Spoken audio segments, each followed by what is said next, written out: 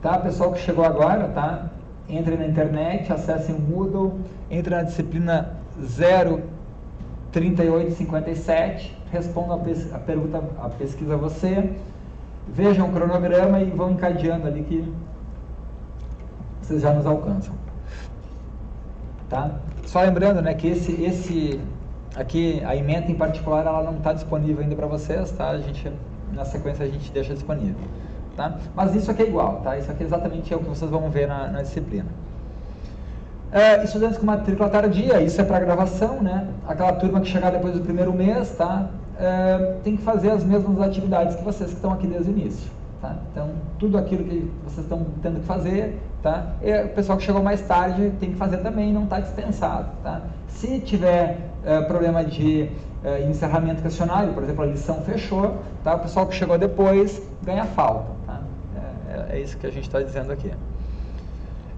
A interação acadêmica eu já falei, né, dos fóruns, né? O fórum é nosso ambiente de interação. A sistemática de avaliação é a mesma, né?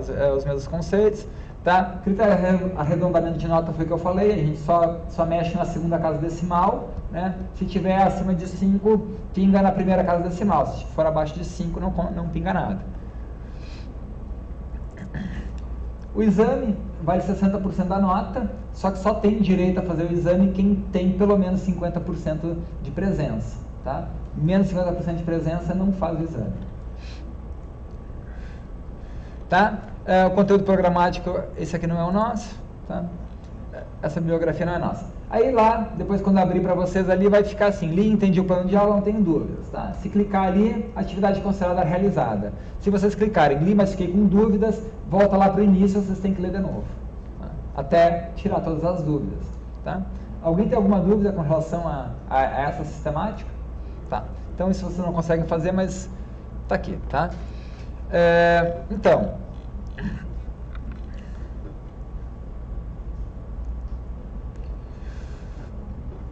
Nossa próxima atividade, a netiqueta, tá? O que é a netiqueta, gente? É a etiqueta da net, tá? Porque como a nossa dinâmica de comunicação vai ser basicamente o fórum, tá? A gente tem que apresentar as regras para vocês e para poder cobrar depois, tá? Porque o que acontece, ó? Como eu disse, tá? A gente, a nossa forma básica de interação é pelos fóruns. Mas assim, a gente não responde os fóruns no final de semana, tá? Nem nos feriados, nem nos dias santos feriados, tá? Então a gente responde, né, em horário comercial, tá? O que acontece? A gente abre o módulo no sábado pela manhã porque é a demanda dos alunos, tá? O pessoal prefere estudar no final de semana, não tem tempo durante a semana, pede para abrir no final de semana, a gente abre no sábado pela manhã. Só que sábado e domingo a gente não responde fórum, tá? E aí, uma das coisas que está dita aqui na etiqueta, que não adianta ficar nervoso, tá? Começa a apedrejar o fórum lá, tá? Porque não tem a resposta, porque eu quero agora, tá? Os fóruns também não são respondidos em formato chat, tá? Não tem como estabelecer uma dinâmica de comunicação em forma de chat, né? De ping-pong, tá? Então, as perguntas do fórum têm que estar bem elaboradas, tá? Elas têm que estar, de preferência, você pode botar um print da tela, tá? Uma bem elaborada que a gente vai responder aí num prazo de 24 horas, tá? Que é o que a gente, nos dias úteis, tá? Então, se vocês tiverem a dúvida no sábado de manhã, o dia útil começa a contar a partir de segunda-feira às 8 da manhã. Então, a gente tem 24 horas a partir de segunda-feira às 8 da manhã para responder, tá? Então, isso é uma das coisas, né? A outra, então, essa é a visão geral, tá? Da etiqueta, né? Então a gente pede, né, um oi, um olá, alguma coisa antes de começar, um tchau para se despedir, né? E a dúvida bem formulada ali, pensando que pode ser uma dúvida não só de vocês, mas dos seus colegas também, tá? Então podem vir olhando aí, tá? Podem entrar na etiqueta, tá? Sem caixa alta, né? E comportamentos desviantes, tá? Isso a gente tem que dizer, embora não goste. Tá? São passíveis de vários tipos de sanções, tá? Desde punições administrativas relativamente simples, como suspensão do fórum, até suspensão das atividades. E aí suspende mesmo, tá? Fica sem possibilidade de acesso. Tá? Então, pergunta. Eu vi uma ferramenta que estava citada, que era o Canto Nerd. O que é esse Canto Nerd? É o fórum técnico. Eu já vou apresentar ele para vocês, tá? Então, entendi as regras da etiqueta, não tenho dúvida, puf, clica ali, atividade considerada como concluída, tá? Pode voltar para a disciplina. O que acontece? Para vocês terem acesso aos fóruns, qualquer fórum da disciplina tem que passar pela minha etiqueta antes. E o que a gente tem aqui, gente? A gente tem dois tipos de fórum. Esse fórum técnico, que é o Canto Nerd, tá? Que vocês podem, todos os fóruns, tirando o fórum de apresentação, eles são opcionais. Vocês não precisam participar do fórum, não precisam escrever, eu não tenho dúvidas. Tá? Se não tem dúvida, o que vocês têm que fazer? Tem que ficar no quadradinho, tá? Lá no começo eu disse, né? Quadradinho, quando ele está fechado, ele não é pontilhado, ele é fechadinho, ele é uma atividade opcional, tá? O que acontece aqui? Essa atividade opcional, ela só fica disponível na hora que vocês tiverem a etiqueta considerada concluída. Se a etiqueta não for considerada concluída, o quadradinho aqui do lado não vai abrir, ou ele não vai estar habilitado. Eu acho que ele nem aparece para vocês, tá? Quem não fez ainda a etiqueta pode conferir ali, acho que ele não tem quadradinho, tá? Na hora que vocês fizerem a etiqueta e ela for considerada concluída, vai abrir o quadradinho aqui do lado. O que vocês podem fazer? Simplesmente clicam em cima, tá? Vai aparecer o tique e aí a atividade considerada realizada. Então, não precisa escrever no fórum se não tem dúvida, tá? Aí chegou lá no final do curso, está com uma dúvida técnica. Não precisa clicar de novo, não precisa fazer nada. É simplesmente entrar no fórum e escrever ali, tá? Então a atividade já é considerada concluída desde agora que vocês clicaram ela e vocês podem usar ela ou não à medida do semestre, conforme a necessidade. Poderia mostrar onde eu vou ao fórum? Oi? Como é que eu chego ao fórum aí? O fórum está no PF mais FT. Tá? Porque o PF e FT ali, é as perguntas frequentes e o fórum técnico, tá?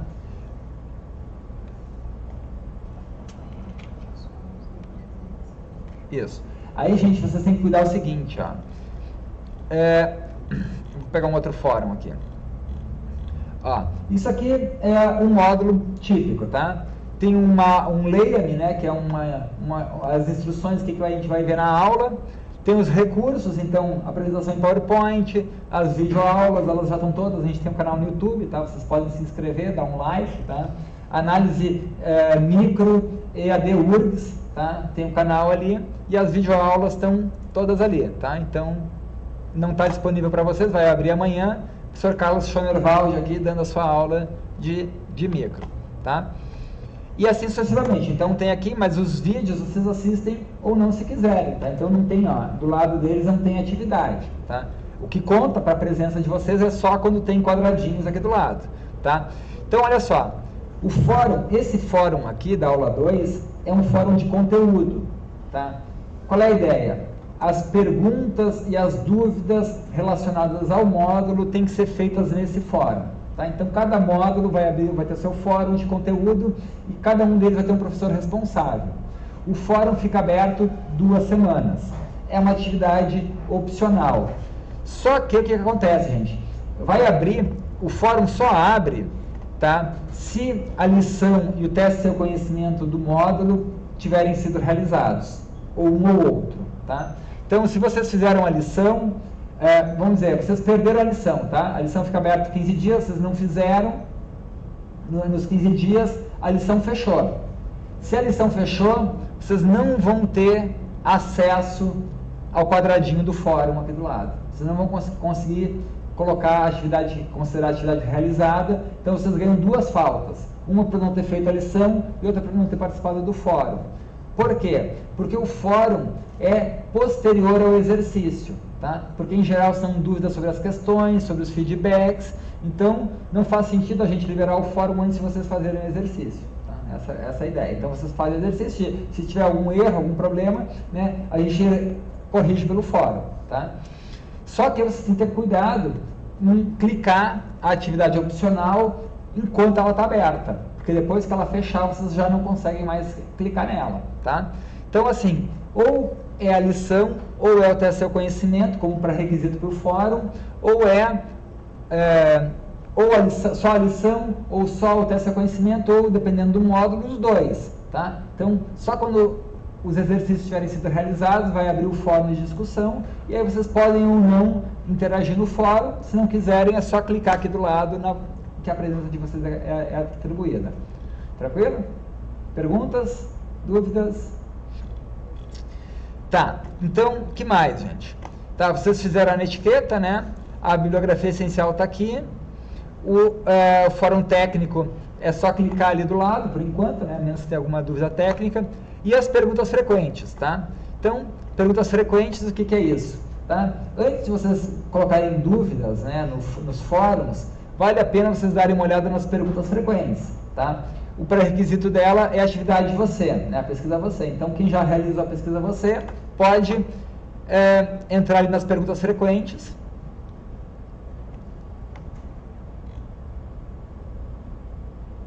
Espera aí, eu vou fazer diferente aqui. Só um pouquinho. Tá. Vão ali nas perguntas frequentes e consideram como concluída. Vocês não estão vendo nada nela, né? Sumiu as perguntas frequentes. Mas eu acho que dá para considerar concluída. Vocês entram ali e ela fica concluída. Tá? É que as lições sumiram, tá? Eu acho que eu contei no início, elas sumiram e reapareceram. E aí alguns conteúdos sumiram, tá? Então, as perguntas frequentes vão estar ali na sequência, tá? Tá, mas para efeitos agora é só considerar ela concluída ali, tá? Tranquilo? Conseguiram ali? Sim? Não? Sim.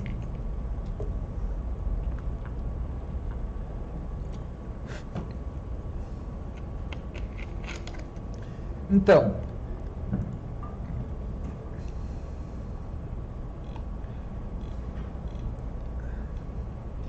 você, cronograma, plano de aula, etiqueta, bibliografia essencial. Então, para a aula inaugural, tá? O que acontece aqui, gente?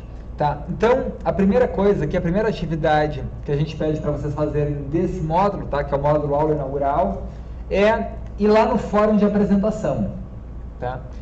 Que esse é o único fórum obrigatório, né? Que é para vocês darem um oi, dizerem o nome de vocês e o curso, tá? Se apresentar, tá? O requisito é a netiqueta. Então, quem não olhou a netiqueta não consegue escrever no fórum. Então, quem não fez a netiqueta, faz agora. Quem já fez, entra no fórum ali de apresentação e dá um olá e se apresenta, tá? Ao vocês fazerem isso, vai ficar disponível o meu primeiro questionário, tá? O que acontece, gente? O questionário é a ferramenta do Moodle que a gente usa para fazer os testes de conhecimento, os estudos dirigidos e as provas, tá? Então, a nossa ideia agora é dar uma palhinha para vocês de como é que funcionam esses questionários. Tá? Então, se apresentaram? Tá. Bom, se apresentando, vocês entram no primeiro questionário, tá? Ó, o que é interessante, gente? Deixa eu mostrar para vocês, tá? Todo questionário tem tempo, tá? Comentei no início. Esse questionário tá ali, ó, 15 minutos, tá? Então, vocês têm que prestar atenção no tempo dos questionários antes de começarem eles, porque depois que vocês começarem não tem como voltar atrás, tá? Então, aqui eu já fiz, né, para a tentativa, deixa eu só apresentar para vocês, ó. Então, tem as restrições à data de abertura e à data de fechamento, tá? A duração e o método de avaliação. O método de avaliação aqui é a média das tentativas, tá? Basicamente, a gente tem dois, tá? A primeira tentativa para estudo dirigido e prova e a média das tentativas para todo o resto, tá? Lições, teste de conhecimento, tá? Quando vocês terminarem, vai aparecer um feedback assim, ó, que é o feedback do questionário, tá? Que a tentativa, o estado, a nota que vocês tiraram, a nota sobre o número de questões, a nota normalizada sobre 10. Aqui, ó, vai abrir, não está habilitado. Mas, por exemplo, na prova, depois que encerrar a prova, na semana de provas, lá na sexta-feira às 10 da noite, esse botão aqui, ó, revisão, vai estar habilitado, ele vai estar azul, vocês podem clicar nele e ele vai dar um gabarito da prova de vocês, tá? Então, isso acontece tanto na prova quanto no estudo dirigido, porque os dois vocês vão ter esse feedback depois de entregarem, tá? Estudo dirigido, na verdade, a gente fez junto, né? Abre, tá? É só a prova que é assim, estudo dirigido vocês vão ter a resposta na hora, tá? E aqui ainda aparece, ó, a outra restrição, tá? Todos os questionários têm isso. Se vocês não atingiram a nota mínima no questionário, tem uma trava de tempo para tentar de novo, tá? É uma espécie de uma penalidade. No início a gente era muito mal, a gente deixava 24 horas esperando, tá? Depois de inúmeras reclamações, a gente ficou mais bonzinho, é 1 hora só, tá? Mas é para evitar aquele negócio do sujeito ficar fazendo um atrás do outro, tá? E decorar a resposta, né,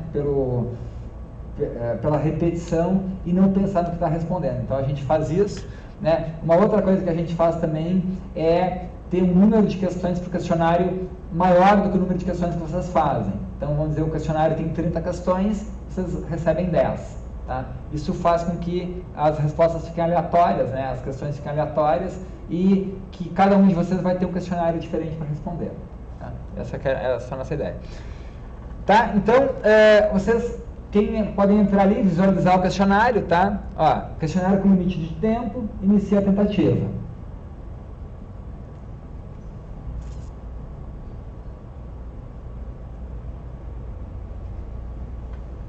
Então, aqui tem o básico que a gente precisa para entender como é que funcionam esses questionários, tá? Ó, do lado esquerdo, lá está a navegação do questionário. Então, esse aqui tem 3 perguntas e tem o tempo dele embaixo ali, ó. 14 minutos e correndo, tá? Então, e do lado de cá estão as questões. Isso aqui é verdadeiro ou falso, mas tem múltipla escolha, ligue as colunas, escreva textos curtos, tá? Múltipla escolha, tá? Vai ter muita coisa, tá? A gente pode botar imagens, a gente pode botar vídeo, de gráfico, enfim, tá? Dá para fazer bastante coisa ali. E qual é a mecânica básica? Tá? Vocês selecionam a alternativa e verificam. O Moodle vai dizer para vocês se está certo ou está errado e vai apresentar aqui embaixo, no laranjinha ali, ó, um feedback. Tá? Quando a questão está certa, o feedback em geral é isso. Tá? Quando a questão está errada, em geral tem um material de referência de onde vocês tiraram a questão, de onde é que saiu a questão, né, do livro, do capítulo, ou se não, o raciocínio, né? Por que a questão está errada, mas a gente evita dar a resposta completa. Tá? A gente não quer dar a resposta, mas indicar como é que vocês podem fazer para responder. Tá? Fez a primeira, tá? Lá do lado direito, do lado esquerdo está lá marcada, né? A primeira foi certa. Verifica a segunda, tá? Uma questão de múltipla escolha. Ó, aqui já tem um feedback no item da questão, tá? E um feedback embaixo, né? Esse aqui ainda tem que ser melhorado embaixo, tá? Mas, ou configurar melhor aqui, tá? Mas é um outro tipo de feedback que vocês vão ter. E tá, vocês podem fazer daí, tá? Abre um questionário para vocês podem fazer, não se preocupem que a nota não conta no caderno de notas, tá? É só para a gente treinar. Tá, então, o que aconteceu aqui? Eu acertei 2 de 3 questões, eu vou ter a minha atividade considerada realizada, tá? Porque esse questionário está com uma nota mínima também, é 5, se vocês tirarem abaixo de 5, ela fica como não realizada, tem que esperar 1 hora para fazer de novo. Não se preocupem, é tudo brincadeirinha, tá? É só para vocês treinarem para ver como é que funciona. Tá? Ó, e aí, terminou, dá esse feedback geral, né, com a nota e com um comentário, né? Parabéns, sua tentativa foi acima da média da disciplina, tá? Ou se for acima de 9, congratulações. Se foi abaixo de 6, atenção, você precisa estudar mais, tá? Então a gente dá um feedback, é esse feedback só que vai aparecer quando vocês entregarem a prova, vai aparecer um parabéns, atenção, congratulações, um deles, tá? E depois, quando fechar a semana de provas, aí vai aparecer a nota e a possibilidade de revisão, tá? Também, só para dizer, tá? Nenhuma prova vai ser igual a outra, tá? Então a gente está com 170 matriculados, vão ser 170 provas diferentes, porque a gente está montando um banco de questões da disciplina e aí a gente vai fornecer aí quantidade de questões suficiente para fazer isso. Fala. Eu queria fazer uma pergunta. Claro. Essa prova vai ser feita virtual ou vai ser feita... Não, as provas são presenciais, tá? Feitas aqui no laboratório de informática e tem que ser agendada, tá? 2 semanas antes da prova, das 2 provas, vai abrir ali no topo da disciplina, tá? Agendamento da prova. Aí tem um link e aí vocês vão poder escolher mais ou menos 30 horários, entre 30 e 40 horários, tá? Então não precisa fazer a prova no horário de matrícula, tá? Então, né, às vezes por facilidade está aqui no centro por outro motivo, né? Vem aqui para o campus do centro, aí pode agendar e fazer, tá? A única coisa é que tem que trazer um documento com foto, tá? E se identificar na entrada para poder fazer a prova. Mais perguntas? Se eu respondi as 3 questões, Tá. aí, mas foi menos de 15 minutos. Não tem problema. Eu posso voltar e mudar a resposta? Não. Não? Não. Aí depois que respondeu, respondeu. Tá? Tá? E aí termina a revisão. Tá? Mas pode fazer de novo. Tá? Pode fazer, claro, tem aquela restrição de 1 hora, mas pode fazer quantas vezes tu quiser até o final do semestre. Tá? E aí aqui é o feedback que vocês estão vendo aí, tá? Então, tá aí a média geral, né? Minha média aqui, 6,67, o feedback tá aqui, tá?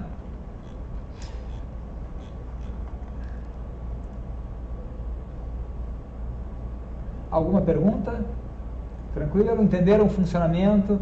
Entenderam a dinâmica, né, dos pré-requisitos, nota mínima? Tá, gente? Tudo isso, tá? Nos deu um trabalhão para pensar, mas é no sentido de melhorar a qualidade do curso, tá? No sentido de ter travas e garantias de que vocês estão, de fato, reservando tempo para estudar análise microeconômica, tá? Porque vocês vão precisar de tempo para isso. Agora, né, eu queria trazer aqui para vocês, tá? O professor Alessandro não pôde ficar, né? Mas é uma interação da aula inaugural. Então, entre ali na aula inaugural, na interação, tá? Vocês têm ali 4, 5 perguntas para responder, tá?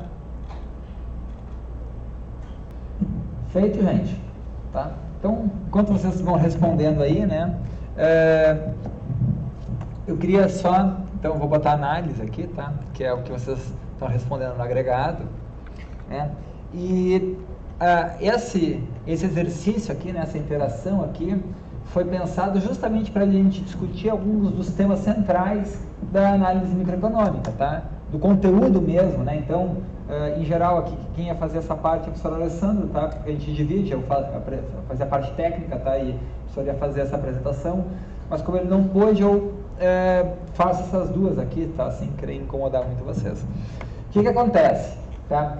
O primeiro tema, assim, a primeira grande questão da microeconomia é que, do ponto de vista conceitual, a microeconomia se coloca e se entende como um estudo das escolhas humanas.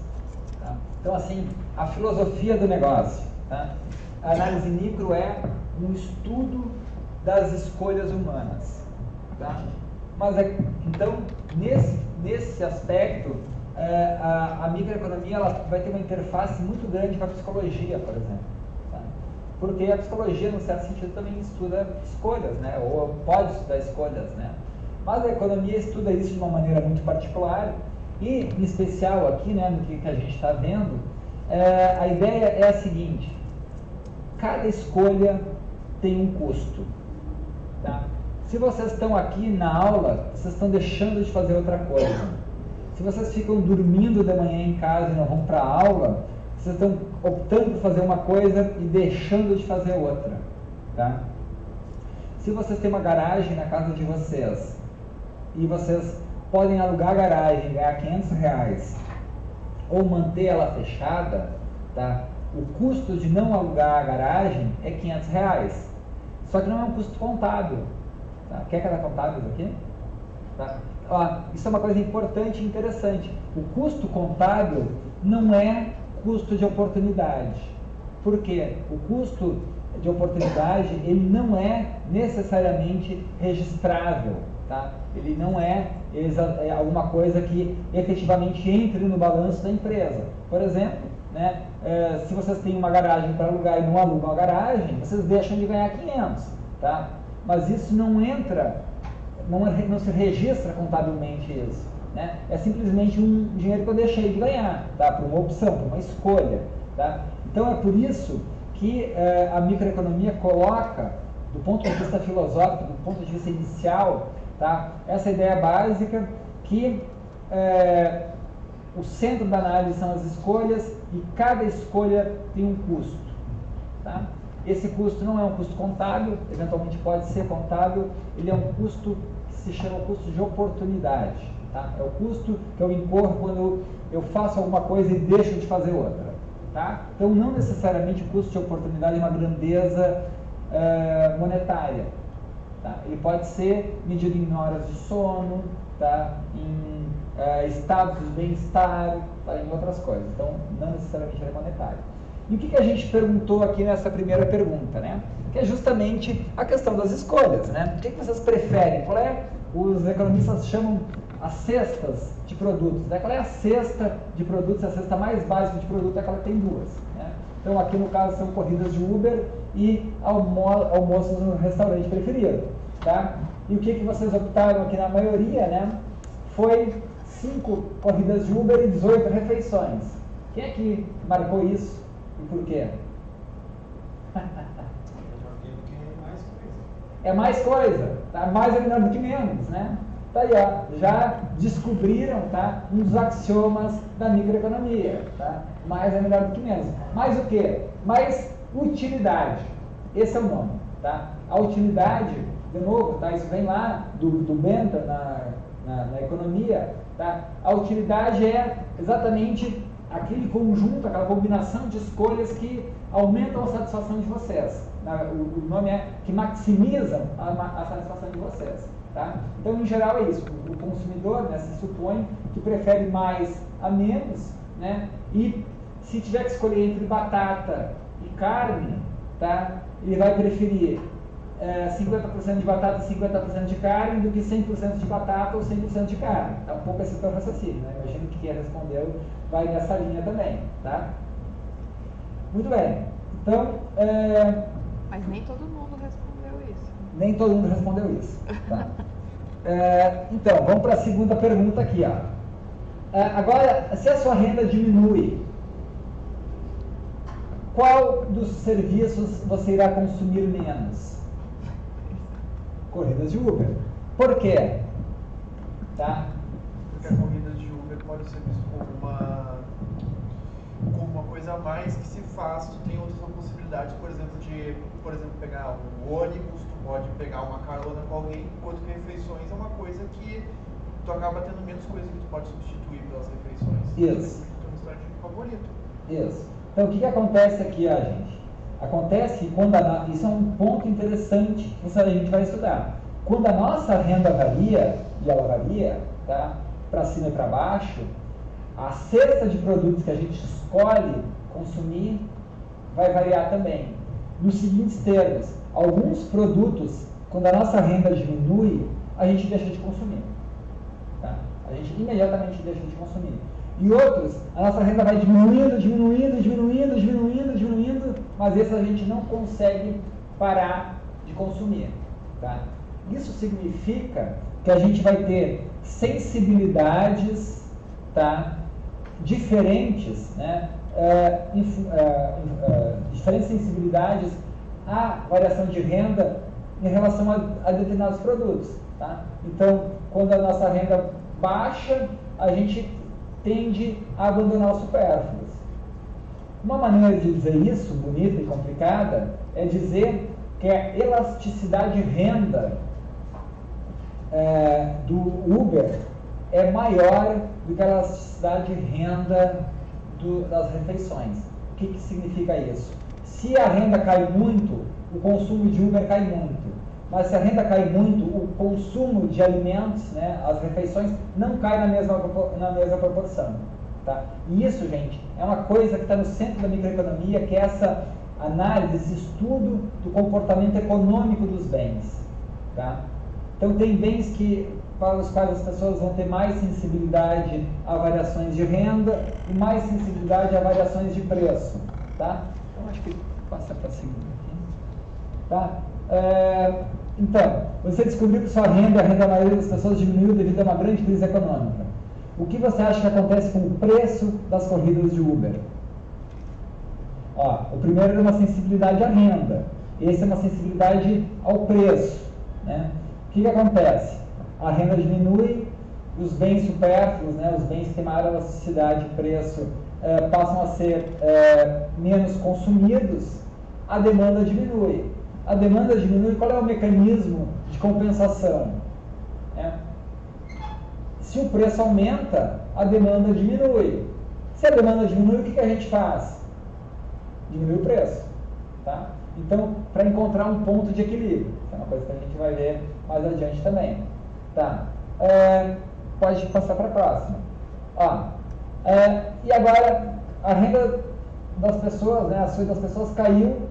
Tá? O que acontece com o preço das refeições? Já não é tão fácil, né? Porque justamente tem uma propriedade, né? E qual é o raciocínio aqui? Deixa eu dar uma de detetive aqui e imaginar o que vocês pensaram aqui. Por que o preço cai? O preço cai, por um lado, porque as pessoas estão com uma renda menor. Tá? Então, as pessoas passam a se satisfazer com menos dinheiro. Já te passo a palavra, só para contar um caso. Eu estou há 10 anos em reforma. Tá? Comprei uma casa velha e estou reformando há 10 anos. No auge do boom econômico que o Brasil viveu, 2007, 2008, né, um pouco depois, a gente não conseguia contratar mão de obra por menos R$ 150 a diária, 180, 200, tá? Hoje, no meio da crise econômica, né, depois de 4 anos de crise econômica, as pessoas voltaram a aceitar trabalhar por R$ 80 por dia, ou seja, menos da metade do que ganhavam, tá? Eu sei que tem que contratar pedreiro, você diz, não, cara, eu estou trabalhando por 80, tem certeza, cara? 2 anos atrás eu estava trabalhando por 160, mas aqui não tem mais trabalho, né? Então, o que acontece? O preço da mão de obra, que é um dos principais insumos da economia, cai. Tá? Então, em época de crise econômica, os salários caem. Né? Então, vocês podem imaginar que o preço cai porque as pessoas têm salários menores, estão com menos dinheiro, tá? Parece ser um bom motivo. Tá? Agora, por que o preço pode subir? Era isso que eu ia falar? Na verdade, o que eu queria colocar até eu queria comparar com o Uber. Uma coisa que a gente não pode esquecer de considerar é que o Uber, por exemplo, pode ser visto como uma comodidade. Sim. Enquanto que, por exemplo, as refeições, aí tu entra, por exemplo, refeições que podem ser vistas em restaurantes mais simples, digamos assim, populares. Um exemplo bem simples, o RU. O RU, por exemplo, ele é bem menos sensível, até por ser um programa governamental, uma coisa assim. O preço não se altera tão facilmente. Agora, por exemplo, já tem outros que eles são restaurantes mais populares, mas que eles dependem muito de quantas pessoas vão comer ali, que acaba tendo que diminuir muitas vezes o preço se cai muito a demanda. E tem restaurantes, às vezes, ultra chiques, por exemplo, assim, que às vezes a demanda pode cair, mas eles podem, às vezes, aumentar o preço justamente porque aquele local acaba sendo como um commodity por si só e uma espécie de visão de status. Tá, isso. Tu está dizendo, na verdade, que mesmo o produto, né, o serviço, o restaurante, tem diferença, tá? Porque, claro, um dono de restaurante popular, ele vai ter uma estratégia, tá? Em função da sensibilidade que as pessoas de menor renda têm a variações de preço no alimento, tá? Agora, por exemplo, se vocês prestarem atenção, tá? Promoção de refeição é difícil de ver, né, na crise econômica, mas promoção de pizza não. Não sei se vocês prestaram atenção, mas a promoção de pizza, de repente as pizzas entraram em promoção. Tá? Tava lá 60, 70 reais uma pizza, que é um absurdo, tá? Porque é farinha e água com um troço em cima, fininho ainda, 70, 80 reais. Daqui a pouco começou a entrar em promoção.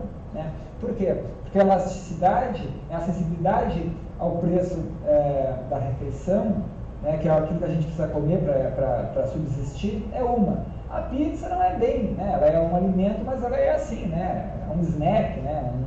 Alguma coisa assim que a gente, para se reunir com os amigos, chama de noite, então ela não é tão importante, né? De modo que a nossa sensibilidade ao preço da pizza é maior. Por isso, gente, isso é uma coisa importante aqui, pessoal da administração aqui, tá? Quando se estuda a sensibilidade ao preço, sabe o que a gente consegue fazer? A sensibilidade a variações de preço das mercadorias, sabe o que a gente consegue fazer? A gente consegue organizar o layout de um supermercado. Olha só, pensem aqui, vamos fazer um exercício rápido. Vocês precisam botar duas mercadorias num supermercado, tá?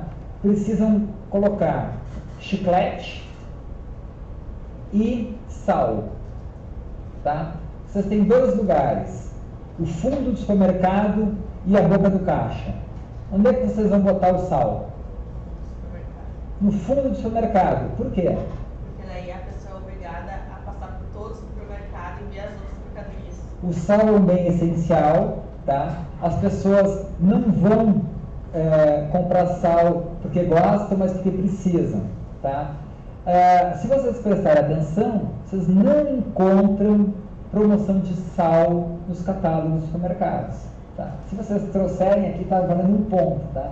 Não tem promoção de sal. Por quê? Porque o sal, gente, tem baixa elasticidade de preço, tá? As pessoas são pouco sensíveis à variação do preço do sal, tá? E elas vão lá no fundo do supermercado pegar o saquinho de sal. Então ele pode estar lá bem em cima da prateleira, ele pode estar bem embaixo, assim como água sanitária, assim como outros produtos básicos, que não por acaso os supermercadistas enfiam lá no fundo do supermercado.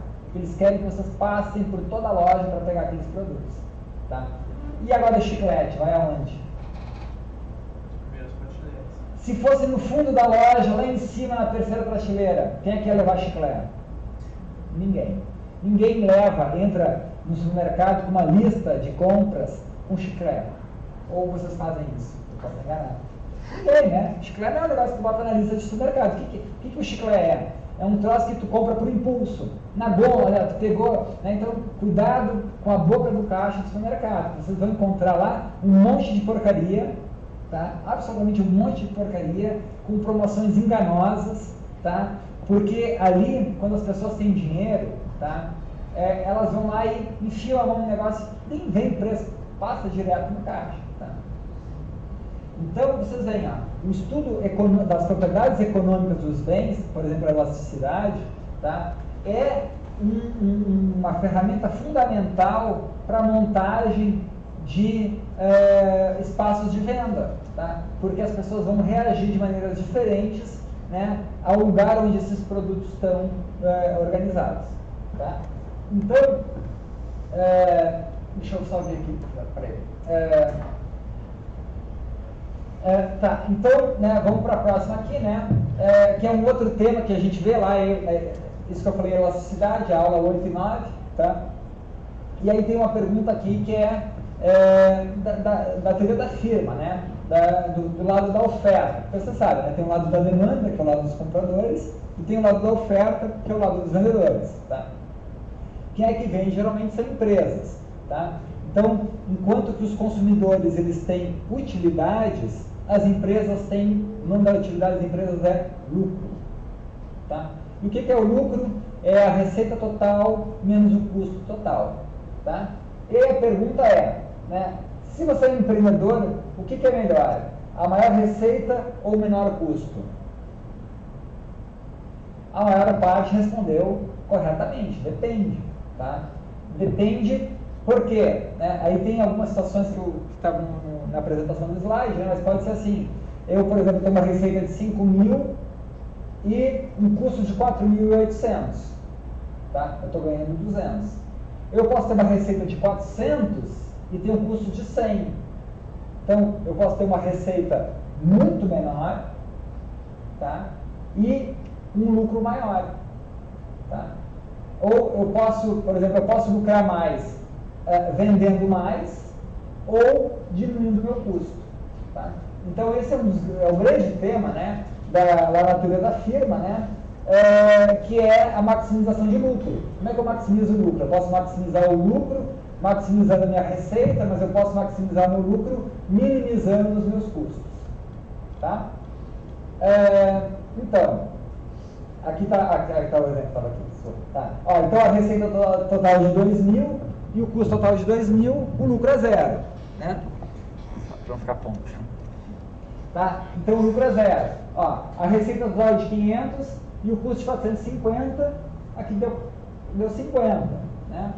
E a receita aqui é 400, ou seja, a menor receita de todas, só que o custo também é o menor custo. Então, na verdade, onde é que a pessoa tem o maior lucro, né? Onde é que ela maximiza o lucro, né? A empresa maximiza, nessa situação aqui. Tá? Então, rapidinho, assim, né? Só para ter uma introdução aos principais conceitos da disciplina, tá? E mais ou menos o que a gente vai tratar. Né? Cesta de utilidades, né, dos consumidores, tá? A escolha que os consumidores fazem entre bens diferentes, as propriedades econômicas desses bens, a gente falou rapidamente aqui, né, de algumas, mas também só para dizer para vocês, né, por exemplo, a renda diminuiu, tá? Naquele exemplo do Uber, né? O que acontece? Ó? Uma das propriedades econômicas dos bens que a gente estuda são os bens ditos normais e os bens ditos inferiores. Tá? O que é um bem normal?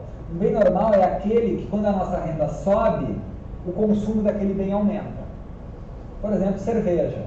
Por exemplo, picanha, maminha. Tá? Carne moída? Não, carne moída não. Carne moída é o típico exemplo de bem inferior. Tá? O que acontece com a carne moída, com as passagens de ônibus? Tá? O que acontece quando a nossa renda aumenta? Você tinha um salário de 2, agora tem um salário de 4. O que acontece com o consumo de ônibus de vocês? Permanece o mesmo. Se a renda aumentar para 10 mil, diminui. Por quê? Porque tu vai substituir o ônibus, tá, por uma lotação, por um Uber, pode comprar um carro. Tá? Então você veja que curioso, tá? Nem sempre quando a renda média da economia, a média das pessoas aumenta, né? A renda média das pessoas aumenta na economia, o consumo de todos os bens aumenta. Quando a renda das pessoas aumenta, tem consumo de alguns bens que diminui. Por exemplo, passagem de ônibus. Tá? É incrível, a gente tem esses estudos sobre transporte em Porto Alegre que mostram direitinho isso. Quando o Brasil, né, a renda aumentou, todo mundo começou a ganhar dinheiro lá, 2006, 2007, 2008, o consumo de ônibus despencou. Tá?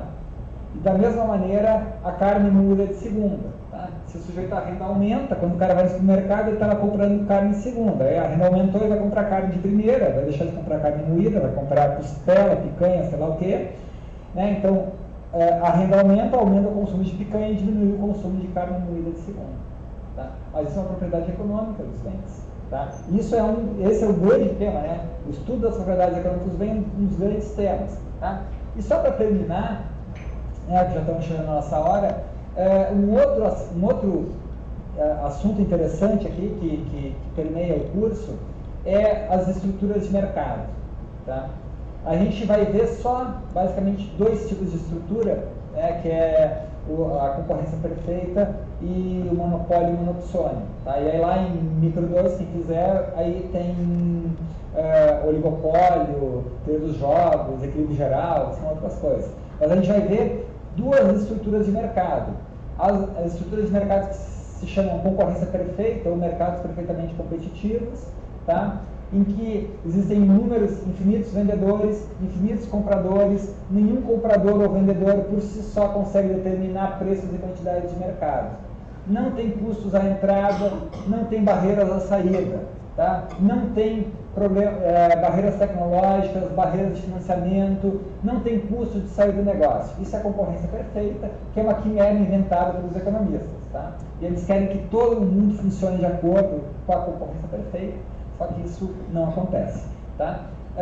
Por outro lado, a gente tem certos mercados que tem um único comprador ou um único vendedor. Tá? Num mercado em que só uma única empresa compra ou só uma única empresa vende, a gente tem poder de mercado. E o que é o poder de mercado? Que aquela empresa vai praticar preços acima da concorrência perfeita e vender quantidades abaixo da concorrência perfeita. Tá?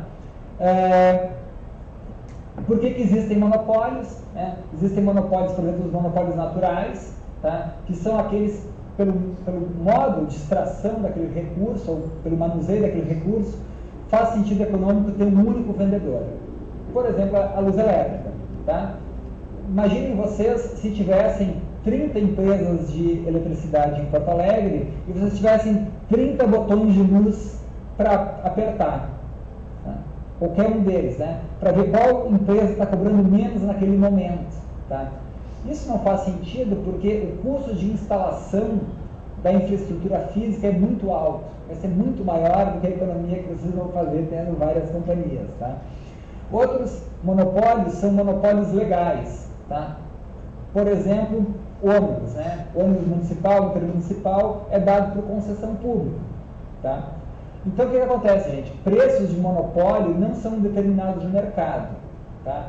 E na economia brasileira, mais ou menos entre 40% e 50% dos preços não são determinados no mercado. Eles são determinados por agências reguladoras. Não porque o governo é mau, porque o governo quer intervir na economia, mas porque os mecanismos de mercado não conseguem estabelecer o preço para certas mercadorias. Isso tem que ser regulado. Tá? Que exemplos são esses? Né? Todos os bens de monopólio. Água, luz, né?